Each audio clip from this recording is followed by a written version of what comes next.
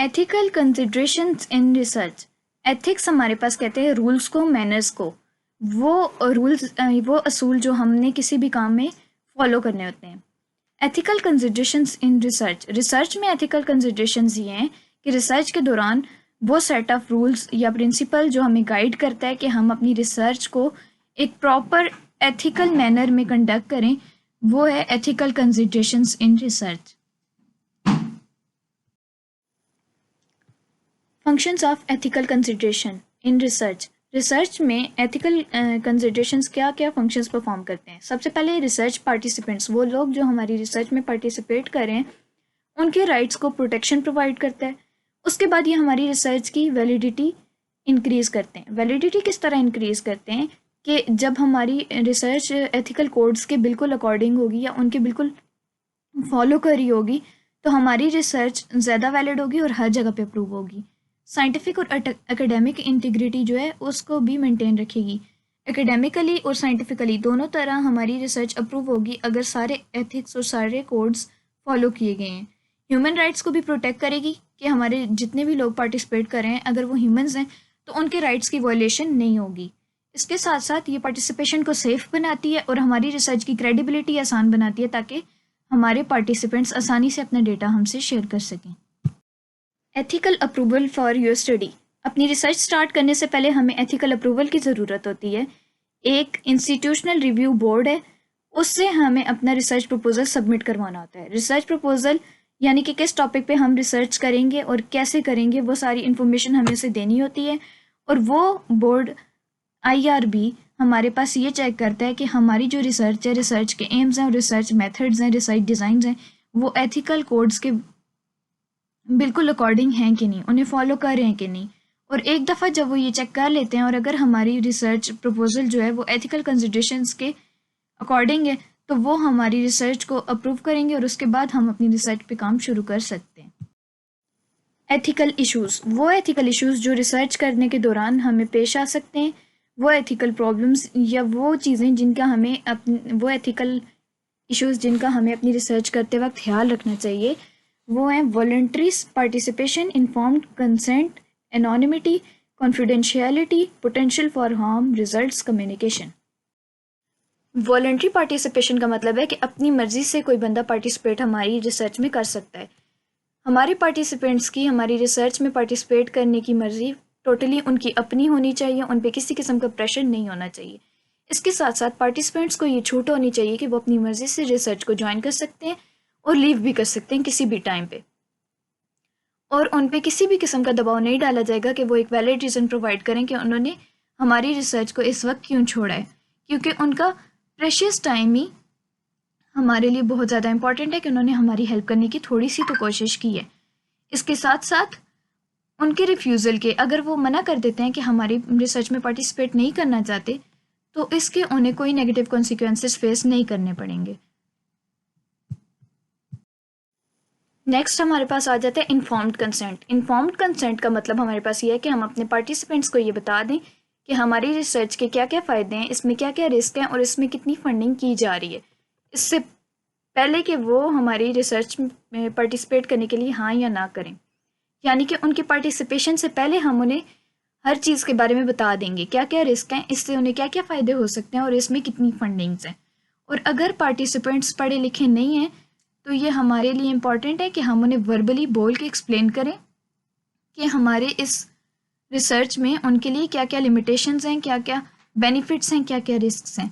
और अगर हम किसी बच्चे से उसका डेटा ले रहे हैं अपनी रिसर्च वर्क के लिए, तो ये ज़रूरी है कि हम उसके गार्डियन या पेरेंट्स से परमिशन लें।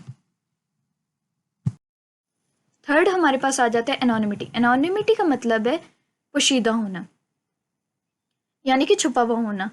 इसमें हमें अपने पार्टिसिपेंट की आइडेंटिटी को रिवील नहीं करना चाहिए, और अगर हमारी रिसर्च किसी पब्लिशिंग वर्क के मतलब पब्लिश करने के लिए हम इस्तेमाल कर रहे हैं, कोई जर्नल टाइप रिसर्च है हमारी, तो हम उसमें अपने पार्टिसिपेंट्स की आइडेंटिटी रिवील नहीं करेंगे। और अगर उनसे कोई क्वेश्चनर्स टाइप चीज़ें हम फिल भी करवा रहे हैं, तो उसमें हम ऐसे डेमोग्राफिक्स नहीं रखेंगे जिसमें उनके email addresses, names, characters, photos, videos या IP एड्रेसेस वगैरह हों जिनसे उनकी आइडेंटिटी रिवील हो सकती है। इसके साथ साथ पार्टिसिपेंट के पास ये ऑप्शन है कि वो अपना थोड़ा सा कॉन्टैक्ट डेटा हमारे साथ शेयर करें ताकि वो किसी भी स्टेज पे अगर रिसर्च से विड्रॉ करना चाहते हैं या वो ये चाहते हैं कि हम उनका डेटा अपनी रिसर्च में कंसिडर ना करें, तो वो उसके लिए वो ऑप्शन चूज़ कर सकते हैं। इसके साथ डेटा सीडोमिनाइजेशन एक ऐसा अल्टरनेटिव मेथड है एनोनिमिटी कीपिंग का, जिसमें हम असली नाम की जगह एक नकली नाम इस्तेमाल करते हैं अपने पार्टिसिपेंट का, जिसकी वजह से उनकी आइडेंटिटी या उन्हें आइडेंटिफाई करना इतना आसान नहीं होता। नंबर 4 हमारे पास आ जाता है कॉन्फिडेंशियलिटी। कॉन्फिडेंशियलिटी में ये छूट तो होती है कि हम अपने पार्टिसिपेंट्स को पहचान सकते हैं, लेकिन अपनी रिपोर्ट से हम वो सारा डेटा हटा देंगे जिससे हमारे पार्टिसिपेंट्स को पहचाना जा सकता है। यानी कि एक दफ़ा पार्टिसिपेंट से डेटा कलेक्ट करने के बाद हम उस पार्टिसिपेंट के डेमोग्राफिक्स जो हैं वो रिमूव कर देंगे ताकि कोई और उस पार्टिसिपेंट तक अप्रोच ना कर सके। पार्टिसिपेंट का सिविल राइट है कि उसकी प्राइवेसी को प्रोटेक्ट किया जाए, इसलिए हम उसके कोई पर्सनल सीक्रेट्स या पर्सनल डेटा किसी और से शेयर नहीं कर सकते। रिसर्च पर्पसेस की वजह से अगर वो हमें शेयर करना पड़ता है तो इससे पहले हमें उससे इन्फॉर्म्ड कंसेंट या इन्फॉर्म्ड बॉन्ड साइन करवाना पड़ेगा। इसके साथ साथ कुछ रिसर्च डिज़ाइंस ऐसे हैं जो कि कॉन्फिडेंशियलिटी का ख्याल नहीं रख सकते, जिस तरह फोकस ग्रुप स्टडीज़। उसमें ग्रुप स्टडी है तो ग्रुप की फॉर्म में इंटरव्यू होगा, ग्रुप की फॉर्म में सवाल पूछे जाएंगे, तो ऐसी सिचुएशंस में हमें अपने पार्टिसिपेंट को पहले ही बता देना चाहिए कि इसके रिस्क क्या क्या हो सकते हैं, ताकि वो अपनी मर्जी से या तो हमारी रिसर्च में पार्टिसिपेट करें या ना करें। नेक्स्ट हमारे पास आ जाता है पोटेंशियल फॉर हार्म। नुकसान हमारे पास किसी भी किस्म के हो सकते हैं रिसर्च के दौरान। साइकोलॉजिकल नुकसान हो सकता है, सोशल, फिजिकल और लीगल। साइकोलॉजिकल किस तरह का, हम उस बंदे से ऐसे क्वेश्चन पूछें जो उसे इमोशनल कर दे, या तो नेगेटिव इमोशनल कर दे, जिस तरह या तो उस बंदे को गुस्सा आ जाए हमारे सवालों से या वो बंदा शर्मिंदा होने शुरू हो जाए। सोशल हार्म ये हो सकता है कि हमारी रिसर्च किसी ऐसे टॉपिक पे है जिसे सोसाइटी में अच्छा नहीं समझा जाता, तो उस बंदे को सोशल एम्बेरसमेंट का सामना करना पड़ेगा। फिजिकल हार्म में ये आ जाता है कि उस बंदे को हमारे स्टडी प्रोसीजर से या जो हमारा रिसर्च का मेथड है उसमें कोई दर्द हो या इंजरी वगैरह आ जाए। किस तरह, अगर मैं अपनी रिसर्च के दौरान सामने वालों से एक्सरसाइजेज परफॉर्म कर रही हूँ और किसी बंदे को वो एक्सरसाइज परफॉर्म करने के टाइम कोई इंजरी वगैरह हो जाए। फोर्थ हमारे पास आ जाता है लीगल हार्म। लीगल हार्म किस तरह हो सकता है कि उस बंदे ने अपने रिसर्च में हमारी रिसर्च में पार्टिसिपेट करते हुए कोई ऐसा डेटा शेयर किया है जो कि लीगल नहीं है, इलीगल है। जैसे कि उसने किसी के मर्डर अटैम्प्ट किए हैं, तो हमें इस सीन में उसके प्राइवेसी का भी ख्याल रखना है और इसके साथ साथ उसे लीगल रिस्क से भी इन्फॉर्म करना है कि अगर आप कोई इलीगल डेटा दे रहे हो या आपने कोई इलीगल हरकत की है तो किन किन केसेस में हम इस बारे में लॉ से कंसेंट ले सकते हैं या लॉ से आपका जो सीन है वो ऑफिशियल लोगों से शेयर कर सकते हैं। और आप सारे के सारे ये जो रिस्क हैं ये अपने पार्टिसिपेंट्स को पहले से ही बता देनी चाहिए, उनसे एक इन्फॉर्म्ड कंसेंट साइन करवा लेना चाहिए अपनी रिसर्च में उनकी पार्टिसिपेशन स्टार्ट करने से पहले।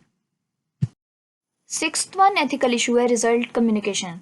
सबसे पहले हमारी रिसर्च को बिल्कुल एथिकल कोड्स के अकॉर्डिंग होना चाहिए ताकि हमारे रिजल्ट्स जो हैं वो ट्रांसपेरेंट हों और एथिकल कंसिडरेशंस को वायलेट ना करें।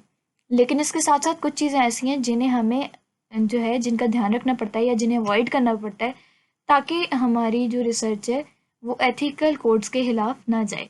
सबसे पहले आ जाते हैं प्लेगरिज्म। प्लेगरिज्म में क्या होता है, इंटेंशनली या अनइंटेंशनली हम किसी और के डेटा को पब्लिश कर देते हैं या अपने डेटा का हिस्सा बना लेते हैं। सेल्फ प्लेगरिज्म क्या है कि हम जानबूझ के किसी के काम को अपना काम बता के पब्लिश करें और फिर उसे क्रेडिट्स भी ना दें। उसके बाद हमारे पास आ जाता है स्क्यू। स्क्यू का मतलब हमारे पास ये होता है कि ये एक्सट्रीम केसेस होते हैं सेल्फ प्लेगरिज्म के, जिसमें हम सामने वाले बंदे का डेटा डुप्लीकेट कर देते हैं और इंटेंशनली करते हैं, उसके पेपर्स, उसकी पिक्चर्स, उसके डेटा सेट सब कुछ यूज़ करते हैं अपनी रिसर्च बताकर। और ये एथिकली बिल्कुल गलत है और अगर इन एथिकल कोड्स की हम वायलेशन करेंगे तो हमारी रिसर्च प्रपोजल या रिसर्च के रिजेक्ट होने के साथ साथ इसकी इन बदले में हमारा या तो लाइसेंस रिजेक्ट हो जाएगा या कोई ना कोई सज़ा या पनिशमेंट या फ़ाइन वगैरह होगा। सेवन्थ हमारे पास आ जाता है रिसर्च मिसकंडक्ट। रिसर्च मिसकंडक्ट ये है कि जिसमें हम या तो डेटा को चेंज कर देते हैं या झूठा डेटा बयान करते हैं और डेटा एनालिसिस को गलत इंटरप्रेट करते हैं, गलत एक्सप्लेन करते हैं।